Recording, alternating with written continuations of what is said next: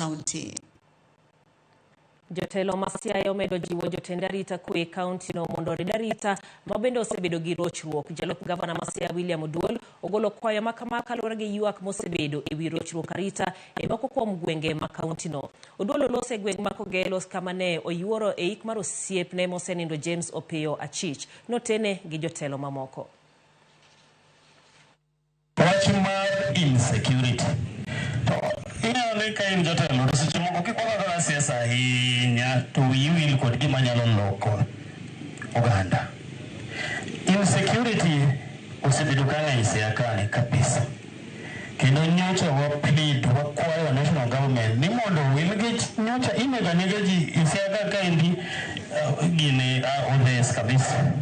Ma nyocha at least sani nyocha wakwayo sirikal boloko OCPD oloko OCS oloko police commandant. Ana kwayo ngich administration na winjo koluong ta ongeka, assistant chief ongeka, chief ongeka. We need to be extra vigilant kata mana as residents.